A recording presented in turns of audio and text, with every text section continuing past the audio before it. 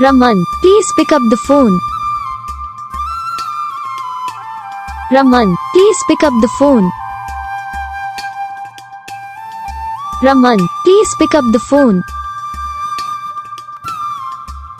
Raman, please pick up the phone. Raman, please pick up the phone.